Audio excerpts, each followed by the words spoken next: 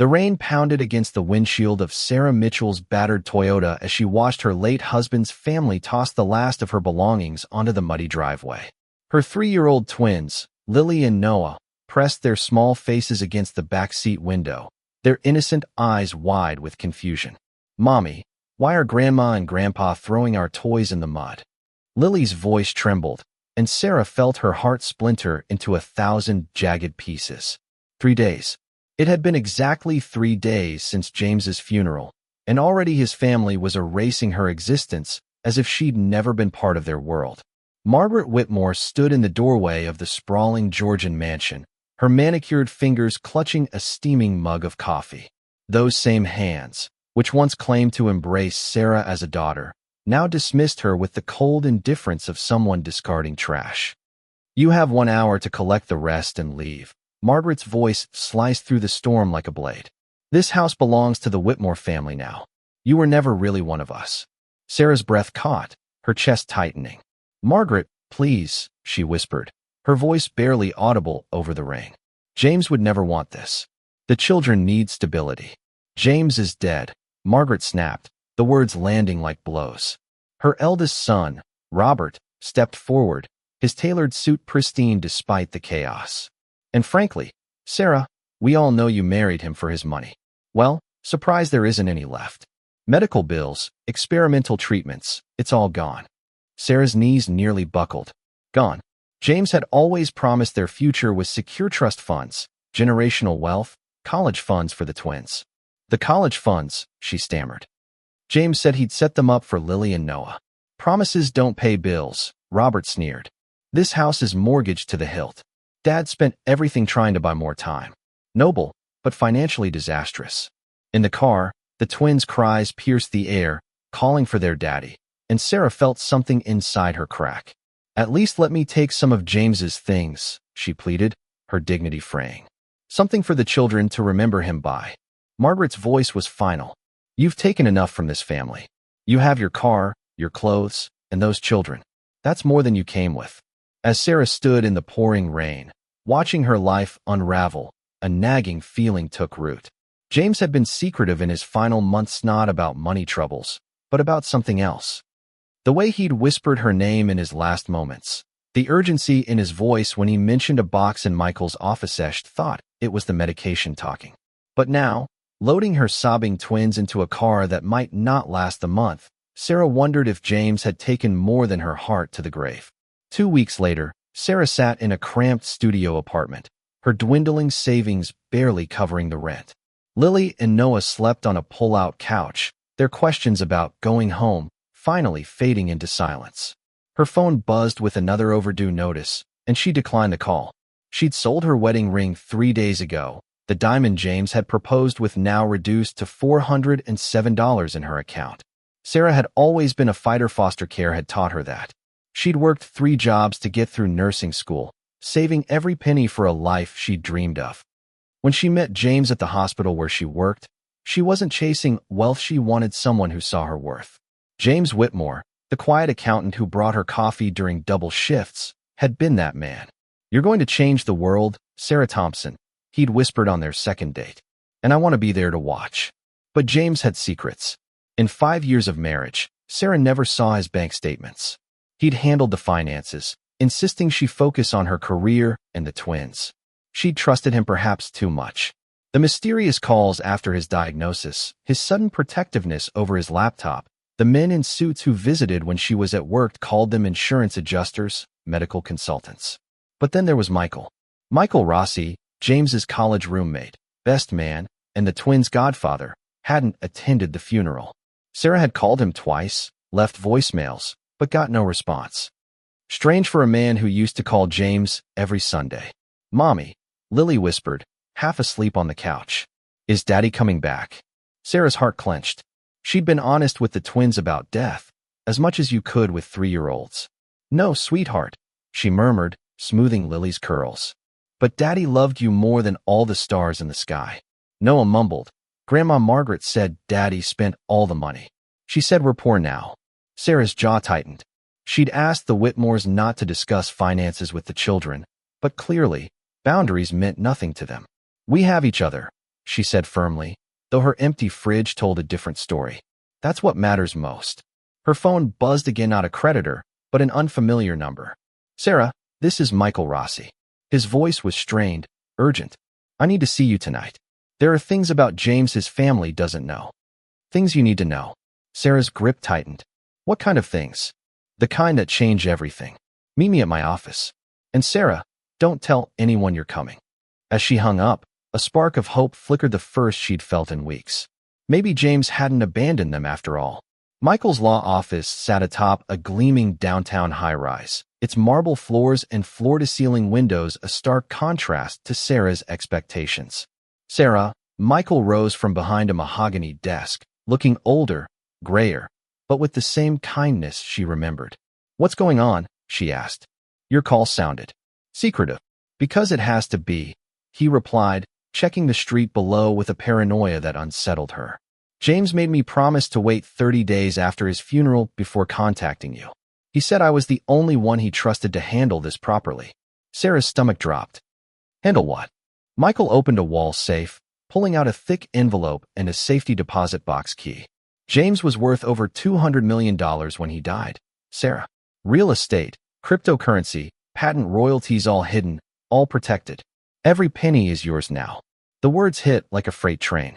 $200 million. While she'd been counting quarters for laundry, selling her jewelry for groceries, Margaret had called her a gold digger. Why the secrecy? She whispered.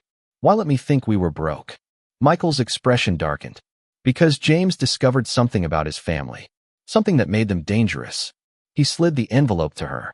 Inside were bank statements with balances that made her dizzy. $47, $329, $847.23 in one account alone, property deeds for homes in the Hamptons, Napa Valley, Aspen, and a private investigator's report with Margaret's photo clipped to the front. James hired a PI when he got sick, Michael explained. Margaret and Robert were planning to contest his will, declare you unfit, and take custody of the twins. They called your children mixed-race bastards who'd never get a penny of Whitmore money. Sarah's vision blurred with rage. They were planning to steal my children, she said, her voice trembling. James heard these recordings 2 weeks before he died. He had everything to protect you and the twins. The magnitude of James's gift hit her. $200 million, trust funds for the twins, a foundation to help single mothers. But beneath the gratitude, fury burned. Michael, she said, her voice steady now. I need you to help me disappear legally, financially, completely. I want to make sure the Whitmores can never find us. Michael smiled. James said you'd want to run.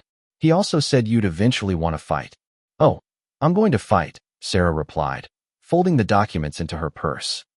But first, I'm going to let them think they've won. 6 months later, Sarah Bennett stood in the marble foyer of her Malibu mansion, watching Lily and Noah chase each other through sprawling rooms. The twins had adapted with a resilience only children possess, though they still asked about their grandparents. Mrs. Bennett, Maria, their live-in nanny, appeared. The tutors are coming for the children's language lessons. Perfect, Sarah said. After, take them to the beach. I have business calls. Those calls were about revenge. Through Michael's connections and her new resources, Sarah had uncovered the Whitmore's crimes. Years of embezzling from James's accounting practice, fabricating medical bills, and siphoning client funds into offshore accounts. Their mansion was 3 months behind on mortgage payments, their cars facing repossession, their business bleeding money. Sarah had planted whispers of a small life insurance payout, baiting Margaret and Robert into a meeting. They took it, desperate and drowning in debt. Margaret called Michael, offering visitation rights for financial help. Sarah smiled grimly. They had no idea they were walking into her trap. The meeting took place in a modest Portland apartment Sarah had purchased through a shell corporation, staged to look like a struggling widow's home. Dressed in a thrift store dress, Sarah opened the door with Lily on her hip. Margaret, Robert, she said, her voice tinged with practiced desperation. Thank you for coming. Margaret's eyes scanned the apartment with satisfaction. You look tired, Sarah, she said. It's been hard, Sarah replied, bouncing Lily. The life insurance helped, but childcare, medical bills. She trailed off, letting them assume weakness. We've been thinking, Margaret said, holding Noah with false warmth. The kids need stability, good schools, opportunities. We could take them temporarily, cover their expenses. Robert added, you could start fresh somewhere. We'd help with relocation, a small allowance. Sarah's blood turned to ice. They were trying to buy her children. She walked to the window, watching her twins play outside. There's something I need to tell you, she said softly. James came to me the night before he died. He told me about the embezzlement client accounts, trust funds, offshore banks. He'd known for months. Margaret's face paled. Robert looked sick. That's impossible, Margaret stammered. Sarah pulled out a folder.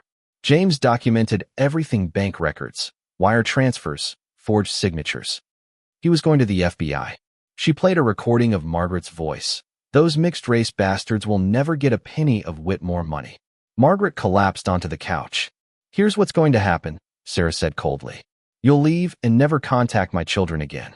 You'll face the consequences of your theft. And you'll do it knowing the woman you threw out in the rain is worth more than your entire bloodline. The FBI raid on the Whitmore estate made national news. Sarah watched from her Malibu home as Margaret was led away in handcuffs. Robert's mugshots splashed across screens. But Margaret wasn't done. She made bail and called Child Protective Services, claiming Sarah had kidnapped the twins, living under a false identity as Sarah Bennett. CPS issued an emergency custody order, and agents arrived at Sarah's mansion. Mrs. Bennett, Agent Laura Carter said, flanked by police. We have questions about Lily and Noah Whitmore. Sarah's heart pounded, but she remained calm. I assume you have a warrant. We have a custody order, Carter replied. Gather the children. Sarah's vision blurred as she looked at her twins playing on the beach. Agent Carter, before you destroy my children's lives based on a woman under federal indictment, consider this. Margaret threw them out in the rain 3 days after their father's funeral. She called them mixed-race bastards and planned to steal their inheritance. Carter hesitated, but protocol held firm. As the agents approached the twins, Sarah wondered if James was watching, if he'd forgive her for what was about to happen. The custody hearing was a nightmare. Margaret played the grieving grandmother, claiming Sarah had disappeared with the twins, possibly using them in a fraud scheme. Sarah's lawyer, Michael, presented evidence of Margaret's crimes, but her attorney spun the narrative, painting Margaret as a whistleblower. Sarah stood, her voice shaking with fury. I'm Sarah Thompson Whitmore, their mother. 6 months ago, I discovered James left us $200 million, hidden from his family because they planned to take my children. Every decision I made was to protect them. Margaret's sobs filled the courtroom. She's poisoned them against us, she cried. Sarah exploded. You threw them out in the rain. You called them bastards. The judge's gavel crashed, but Sarah's outburst only fueled Margaret's claims of instability. Then, a text from an unknown number. Check your email. A friend. Sarah opened a video showing Margaret in a parking garage, admitting to fabricating evidence. Obviously, she's Sarah, but the authorities don't know that. By the time they figure it out, I'll have custody, and she'll be in prison. Michael played the video in court, and Margaret's face crumpled. Mrs. Whitmore, Judge Elaine Carver said icily, explain this. Margaret stammered about deep fakes, but the judge wasn't having it. Bailiff, escort her out. I'm recommending perjury charges.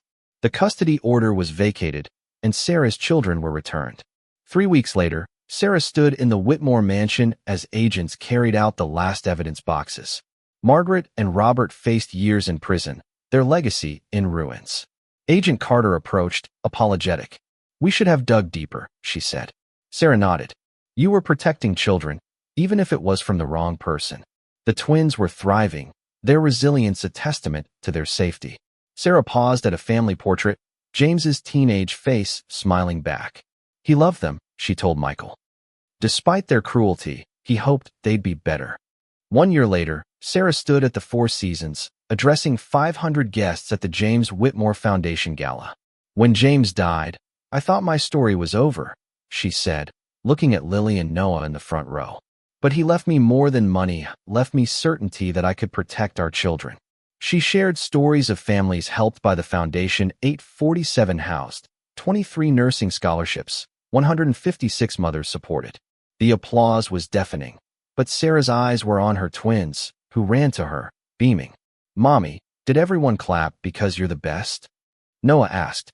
They clapped because Daddy's love is helping families, she said, kneeling. Vincent grinned.